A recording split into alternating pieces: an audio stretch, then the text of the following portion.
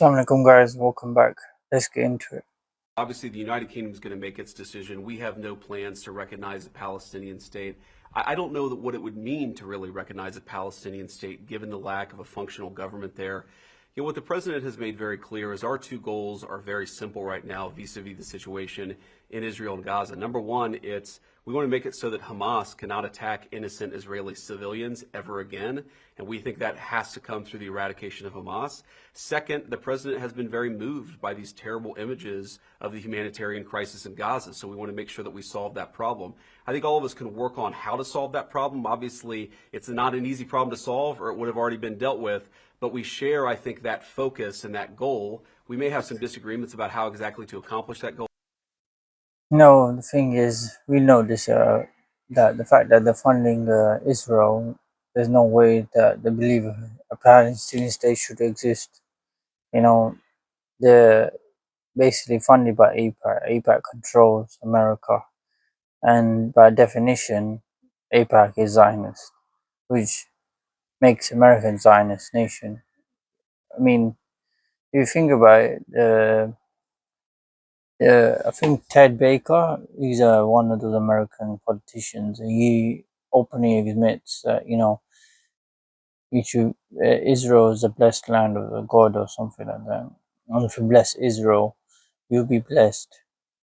You know, these people, I believe that evangelicals, Christians, which say once Israel is made and to the Greater Israel Project, that's when Jesus would descend. But the Orthodox Jews disagree completely. There shouldn't be Israel. I think most people agree with that as well. We'll talk about that. Instant destruction in Gaza City this morning after an evacuation warning. No injuries reported this time. But this now the very place which Israel's security cabinet has agreed to take control of. The approved plan focuses very specifically here on the largest city in the enclave, home to hundreds of thousands of people. At the moment, daily life in Gaza City continues despite the rubble, despite everything. Some here say they'll refuse to move again, having returned to their homes after being displaced before. They are tired, they are scared, and they are exhausted. Netanyahu's decision to occupy Gaza, there's nothing left to occupy in the first place. At this point, for the people, there's no difference anymore whether he occupies it or not. It's shocking. Life had just started to move on. We'd begun to settle a bit in our places. We've been living in tents for 5 months. Israel isn't killing Hamas. Israel is killing civilians, children, women. In Israel, there is division right at the top. Before approving the takeover of Gaza City, the meeting of the Security Cabinet is said to have lasted all night and was heated. The military not on the same page as Netanyahu. Eyal Zamir, the Israeli Armed Forces Chief of Staff, has warned against the occupation of Gaza City, saying there would be catastrophic humanitarian consequences. 5 points have been approved by the Security Council with a majority vote, including Israeli security control in the Gaza Strip and the establishment of an alternative civil administration that's not Hamas or the Palestinian Authority. We don't want to keep it. We want to have a security perimeter. We don't want to govern it. Yesterday, Israel's Prime Minister said in an interview that he wants control to be transferred to Arab forces, but what that would actually look like is difficult to pinpoint. And put on social media today a video from hostages already released, saying the Israeli government's decision endangers those still captive and calling for more protests against it. Support on the streets of Israel already in tatters. In Tel Aviv and Jerusalem, protesters put themselves in chains and block the roads. We want him to stop. We want to stop the war. We want to bring the hostages home, and we want to stop the suffering of the Gazan people. All we want is to end the war and peace. The Israeli opposition leader also says that the plans are contrary to Israel's interests, saying there was no consideration for exhausted troops. And internationally, the UK's Prime Minister among those urging Israel to reconsider. In the south of Khan Yunis, there is no end to the grief. Families here say their loved ones were killed while seeking aid. The World Health Organization says last month 12,000 under fives had acute malnutrition, the highest monthly figure ever recorded. A German military aid drop this time to try to get supplies to the people who need it most. But there are no guarantees, nor for their future. You know, Netanyahu said they're gonna take control of Gaza City. That's on the Gaza Strip. I think that's one of the cities, and he wants to give it to the Arabs, which on the payroll. Look at Egypt. They're not opening up the borders, let the Palestinians out. And when there was a long march, they deported the people who went to go to the Rafah border to open up the humanitarian corridor, but they didn't let it in. Even Muslim country can't rely on them. The Arabs, so gone 2 years on, there's no aggression, no war, it's no uproar. Only the civilians are doing it. The government itself is being complicit. They say, yeah, don't worry, we look after them. The injured, we take them in our country, we look after them, give them housing and everything. But the key issue is their land is getting stolen right in front of our eyes. That's the main issue. And the Arabs are just sleeping on it. They don't want no trouble. They don't want to get involved. But when it's involving them, when there's trouble in their front door, they want everyone to help them. This hypocrisy. This is the end of times. In parts of the Gaza Strip either. So this woman says she was taken to sedate a man and she was nude searched over and over again and filmed, and then she was raped twice by Israeli male soldiers, 2 of them at a time, while videotaping her. We have also one testimony of a woman who was also taken. This is in addition to the threats of rape and the nude searches all the time with the intention to humiliate and to degrade these women. She says she was also raped by an inspection device by a female soldier more than once. They inserted the inspection device in her rectum.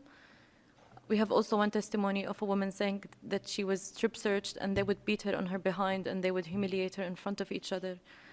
This is for detention centers. This is the most outrageous testimonies, but we have lesser details of humiliation and sexual violence over and over again, but this is the most severe ones. Also, when it comes to checkpoints, like I said, it's where the sexual violence happens and it goes unreported. So we have a testimony of a teenage girl who was made to undress a man because he refused to undress. They made her undress him, even though she's not related to him. She doesn't know who that man is. And while being searched and touched and molested on their breast and on their genitals as well. Most of the women also who were taken from Gaza, West Bank, and Jerusalem said they were beaten on their genitals, which has made us to conclude that there must have been a directive that's been given to the Israeli army to treat women in such manner, because in Jerusalem you're treated by completely different law enforcement than in Gaza or in the West Bank. But the thing is, why ain't the BBC reporting this? I'm sure if it happened to Israelis, it'd be front page news. At the start of the war, the Israelis had said that these are human animals. So I guess they're treating them as such. This is war, which one side has a military and one side doesn't. He has a militia, which is Hamas, obviously, but they don't have an army.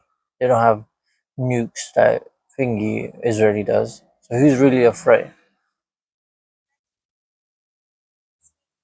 all these women said they were beaten or their genitals. So actually, Benjamin Netanyahu has been speaking about this himself, Jamel, on Fox News earlier. And he did say, we want to have a security parameter. We don't want to govern it. He says we don't want to be there as a governing body. And what he suggested is we'll hand over the territory to Arab forces that would govern it. What do you make of Israel's stance on Arab forces coming in to govern the Gaza Strip? They are just misleading the public.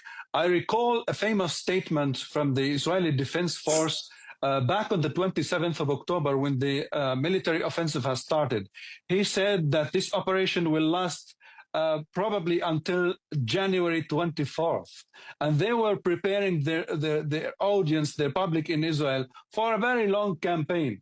And we know this is not about security. It's not about the hostages. It's not about destroying Hamas. It's a colonial project.